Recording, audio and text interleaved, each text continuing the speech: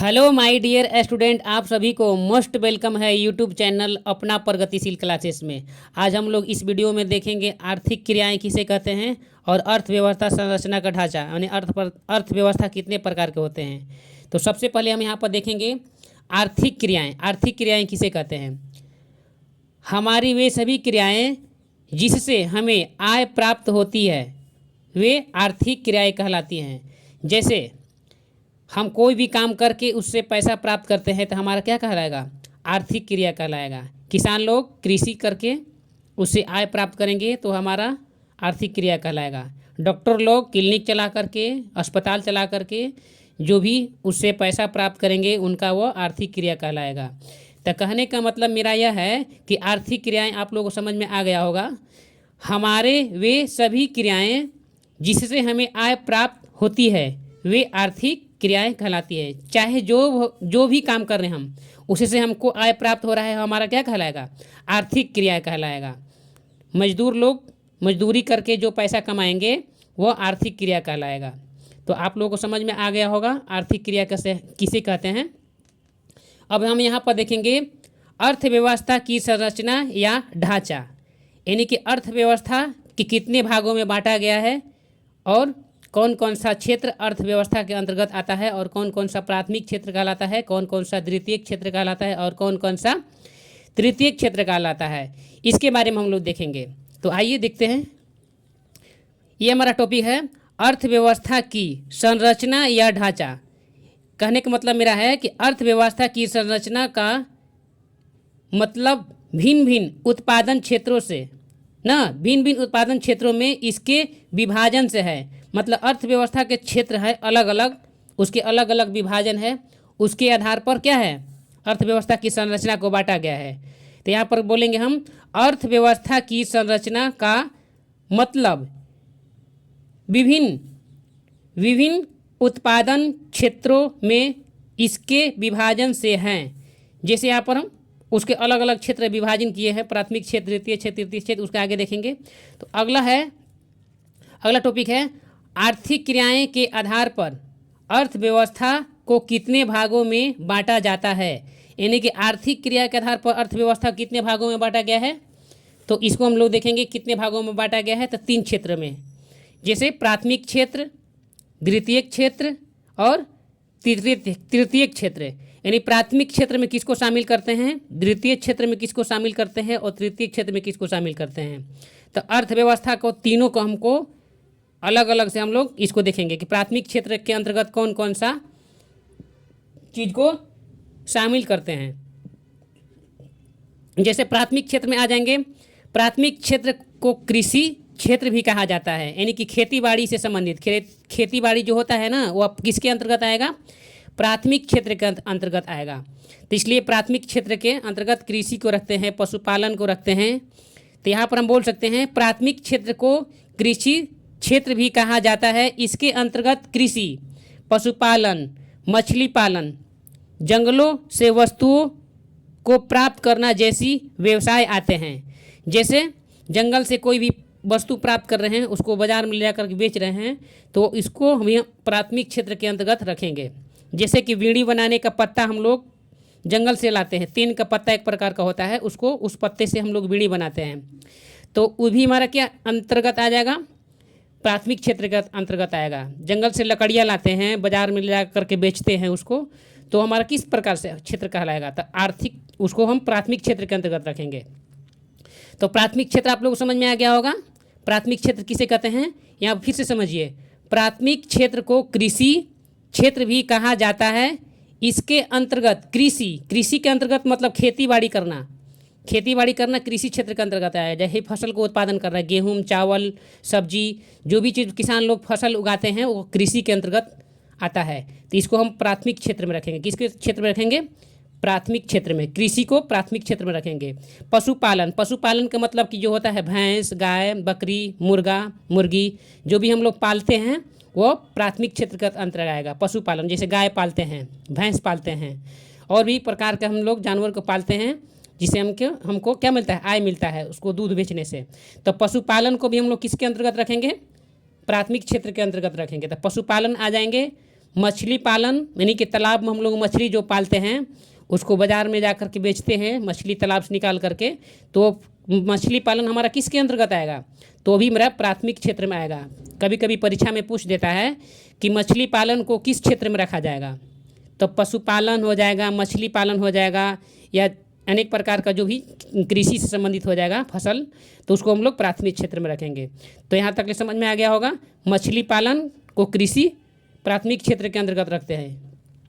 जंगलों से वस्तुओं को प्राप्त करना जैसे व्यवसाय आते हैं, जैसे हमने आप लोगों को एग्जाम्पल बताया कि तेन के पत्ता से वीड़ी बनाया जाता है, तो इस प्रकार से वह जंगल से प्राप्त होता है पत्ता, तो उसको हम भी प्राथमिक क्षेत्र के अंतर्गत रख सकते हैं। अब हम लोग देखेंगे द्वितीय क्षेत्र। द्वितीय क्षेत्र के अंतर्गत कौन कौन से आते हैं? द्वितीय क्षेत्र के अंतर्गत कौन कौन सो चीज़ों को हम लोग शामिल करते हैं? द्वितीय क्षेत्र देखेंगे। द्वितीय क्षेत्र को औद्योगिक क्षेत्र भी कहा जाता है, यानी कि जो चीज़ उद्योग निर्माण होता है, फैक्ट्रियों में जो उद्योग बनाया जाता है, जो औद्योगिक क्षेत्र होता है, उसको हम लोग द्वितीय क्षेत्र में कहते हैं। यानी नए नए चीज़ों को निर्माण हो रहा है, उद्योग के द्वारा हम लोग वस्तु को बना रहे हैं, तो उसको द्वितीय क्षेत्र में रखेंगे। तो द्वितीय क्षेत्र को औद्योगिक क्षेत्र भी कहा जाता है। इसके अंतर्गत खनिज, जिसे खनिज भी आ जाएगा औद्योगिक क्षेत्र में, जैसे कोयला खदान से निकालना, बालू खदान से निकालना, पर्वत से हम लोग निकालते हैं, गिट्टी पत्थर जो भी निकालते हैं, या अनेक प्रकार को जो व्यवसाय के उसके अंतर्गत हम लोग बेचते हैं, या उसको अंतर्गत खनिज पदार्थ, जैसे कि हम लोग मान सकते हैं खनिज के अंदर क्या हो जाएगा, कोयला जैसे ज़मीन से निकलता है ना खदान से, तो खनिज क्षेत्र कहलाएगा। बालू हो जाएगा, जैसे सोन नदी से हम लोग बालू निकाल रहे हैं, तो उस क्षेत्र को क्या करेंगे हम, खनिज, उसको खनन करके निकाल रहे हैं बाहर, तो उसको हम लोग खनिज क्षेत्र को रख सकते हैं, बालू को, कोयला को।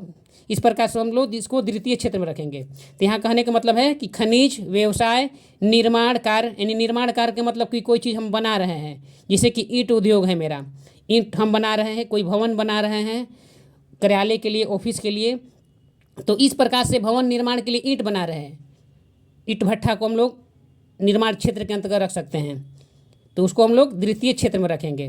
तो इस प्रकार से खनिज हो जाएंगे। व्यवसाय, मतलब व्यवसाय के बारे में हमने अगले वीडियो में जिक्र कर दिया था। व्यवसाय का मतलब जो भी वस्तु को हम लोग बेचते हैं, बाज़ार में खरीदते हैं, या उसको हम लोग क्रय विक्रय करते हैं, उसको व्यवसाय के अंतर्गत रखेंगे। तो खनिज हो जाएगा, व्यवसाय हो जाएगा। निर्माण कार्य मतलब भवन निर्माण बना रहे हैं, भवन को हम निर्माण कर रहे हैं, तो निर्माण कार्य से संबंधित जो भी चीज़ हम वस्तु को बना रहे हैं, जैसे मैन्युफैक्चरिंग फैक्ट्री में हम लोग जाकर कोई वस्तु को बना रहे हैं, जैसे कि स्पेन को हम बना रहे हैं, तो निर्माण कर रहे हैं उसको बनाने के लिए, तो उसको हम भी द्वितीय क्षेत्र के अंतर्गत रखेंगे। जन उपयोगी मतलब जनता के उपयोगी के लिए, सेवाएं इत्यादि मतलब जनता के उपयोग के लिए जो भी सेवाएं हैं वो हमारा क्या कहलाएगा, द्वितीय क्षेत्र के अंतर्गत आएगा। जैसे मैं देखिए यहाँ पे एग्जाम्पल में, जैसे में गैस उत्पादन द्वितीय क्षेत्र में रखें, गैस और बिजली आदि को उत्पादन क्षेत्र के अंतर्गत रखते हैं, इसको हम द्वितीय क्षेत्र में रख सकते हैं। अब हम लोग देखेंगे तृतीय क्षेत्र। तृतीय क्षेत्र किसे कहते हैं? तृतीय क्षेत्र के अंतर्गत हम लोग रखेंगे, तृतीय क्षेत्र को सेवा क्षेत्र भी कहा जाता है। कभी कभी परीक्षा में पूछ देता है कि तृतीय क्षेत्र को किस क्षेत्र में रखा जाता है, तो उसको सेवा क्षेत्र में कहते हैं। किसको कहते हैं? सेवा क्षेत्र। तो तृतीय क्षेत्र को, सेवा क्षेत्र को भी हम लोग नाम से जानते हैं। तो यहाँ पर बोल सकते हैं तृतीय क्षेत्र को किस नाम से जानते हैं, तो सेवा क्षेत्र के भी नाम से जानते हैं। तो यहाँ पर बोलेंगे तृतीय क्षेत्र को सेवा क्षेत्र भी कहा जाता है। इसके अंतर्गत बैंक एवं बीमा, परिवहन, संचार एवं व्यापार आदि क्रियाएं क्या करते हैं, सम्मिलित होती है। इसके अंतर्गत कौन कौन सी चीज़ आती है, ध्यान दीजिए। बैंक यानी कि पैसा हम लोग लेन देन निकालते हैं ना, बैंक के माध्यम से हम लोग जो भी काम करते हैं, तो बैंक का अधिकारी हमारा लोग क्या करता है, सेवा करता है। एवं बीमा, इंश्योरेंस कंपनी हम लोग का क्या करता है, सेवा करता है।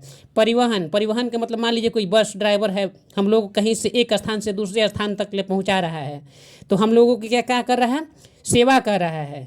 उसी प्रकार से संचार व्यवस्था, शिक्षक लोग को भी, टीचर लोग को भी इसी क्षेत्र में रखा जाता है, डॉक्टर लोग को भी इसी क्षेत्र में रखा जाता है, ठीक ना। तो इसको सेवा क्षेत्र के नाम से जानते हैं। जिसे इसके अंतर्गत क्या क्या है, बैंक, बीमा, परिवहन, संचार व्यवस्था बताए थे ना, एवं व्यापार आदि क्रियाएं सम्मिलित होती है सेवा क्षेत्र के अंतर्गत।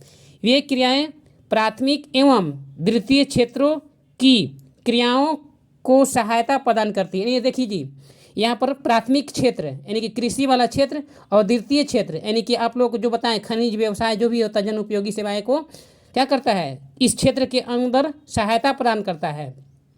दोनों इसमें आ जाएंगे, सहायता प्राप्त करने, प्राथमिक क्षेत्र को और द्वितीय क्षेत्र को जो सहायता प्रदान करता है उसको हम तृतीय क्षेत्र के अंतर्गत रखते हैं। जैसे बैंक हमको पैसा देता है तो किसान लोग क्या करते हैं, बैंक से पैसा निकाल करके उत्तम कोटि का बीज लेते हैं, फसल में खाद डालते हैं, कीटनाशक डालते हैं, तो इसलिए उसको सेवा कर रहा है। प्राथमिक क्षेत्र को सेवा किसी न किसी प्रकार से बैंक कर रहा है ना, तो इसलिए किसको हम रखेंगे, सेवा क्षेत्र में इसको रखेंगे तृतीय क्षेत्र को। तो यहाँ पर कह सकते हैं व्यापार आदि क्रियाएं सम्मिलित होती है, वे क्रियाएं प्राथमिक एवं द्वितीय क्षेत्रों की क्रियाओं को सहायता प्रदान करती है, इसलिए इसे सेवा क्षेत्र भी कहा जाता है। अब हम एक तालिका के द्वारा देखते हैं, एक लिस्ट के द्वारा कि कौन कौन सो किसके अंतर्गत रखते हैं, एक चार्ट के माध्यम से। जैसे प्राथमिक क्षेत्र हो गया, इसके अंतर्गत कृषि, पशुपालन, वन, मछली, ये सब हमारा किसके अंतर्गत आएगा। कभी कभी परीक्षा में पूछता है कि कृषि किसके अंतर्गत आता है, तो प्राथमिक क्षेत्र। पशुपालन किसके अंतर्गत आता है, तो प्राथमिक क्षेत्र। वन किसके क्षेत्र में आता है, तो प्राथमिक क्षेत्र में आता है। मछली पालन तो प्राथमिक क्षेत्र में। ये सब चीज़ कृषि, पशुपालन, वन, मछली, इसको हम लोग प्राथमिक क्षेत्र के अंतर्गत रखेंगे। भारतीय अर्थव्यवस्था की संरचना है 3 भागों में, तो प्राथमिक क्षेत्र, द्वितीय क्षेत्र और तृतीय क्षेत्र में इसको दिखाया गया है। अब द्वितीय क्षेत्र में देखिए यहाँ पर उद्योग, निर्माण, गैस एवं बिजली, तो उद्योग क्षेत्र में आ जाएंगे कुटीर उद्योग, लघु उद्योग, मध्यम उद्योग, बड़े उद्योग। तो कुटीर उद्योग का मतलब जो बहुत छोटा छोटा, जैसे गांव में हम लोग क्या करते हैं, माता बहन जो छोटा छोटा हम लोग को क्या करती हैं, छोटा छोटा जिसे स्वेटर बनाती हैं, नए नए चीज़ों को निर्माण करती है जो छोटे पैमाने पर, उसको कुटीर उद्योग बोलते हैं। गाँव में खचिया बनाया जाता है, खांची, इसे छोटा छोटा बकरी को बच्चा को हम लोग उसको ढक करके रखते हैं छोटा छोटा, या गाय या भैंस को हम लोग गवत या कुटी डालते हैं ना छोटा छोटा खचोली में, या पान का पत्ता जो पैकिंग करके आता है, तो इस प्रकार से जो छोटा छोटा टोकरी बनता है उसको हम लोग कुटीर उद्योग में रखते हैं।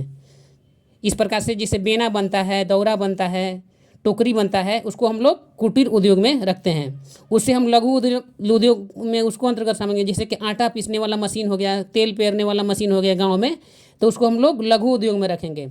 मध्यम उद्योग में हम लोग जैसे उससे थोड़ा सा बड़ा हो जाएगा। मध्यम उद्योग में जैसे कि गाय को, भैंस को सुधा बनाने वाला जो चीज़ है ना, थोड़ा सा उससे बड़ा पैमाने पर, उसको मध्यम उद्योग में। अब बड़े उद्योग में बड़े बड़े उद्योग जैसे कि बड़ा बड़ा चीज़ बना रहा है, मोबाइल बना रहे हैं, बड़े बड़े पार्ट बना रहे हैं मोटर गाड़ी का, इंजन का, तो इसका सब बड़े उद्योग कहेंगे। तो इस प्रकार से उद्योग क्षेत्र में आ जाएंगे कुटीर उद्योग, लघु उद्योग, मध्यम उद्योग और बड़े उद्योग। ये सब द्वितीय क्षेत्र के अंतर्गत शामिल इसको कर देते हैं। अब हम देखेंगे तृतीय क्षेत्र के अंतर्गत आएंगे बैंक, परिवहन, संचार, व्यापार, अन्य सेवाएं, माने इस सब चीज़ को हम लोग तृतीय क्षेत्र में रखेंगे। अब हम नेक्स्ट वीडियो में हम लोग देखेंगे, इस पर चीज़ पर हम लोग चर्चा करेंगे, राष्ट्रीय आय के विभिन्न क्षेत्र का योगदान। तो नेक्स्ट वीडियो में हम लोग इसका चर्चा करेंगे। तब तक के लिए ये वीडियो यहीं पर मैं बंद करता हूं, और नेक्स्ट टॉपिक इसको और इससे आगे का जो भी टॉपिक होगा अगला वीडियो में लाते हैं। तब तक के लिए जय हिंद, जय भारत, वंदे मातरम।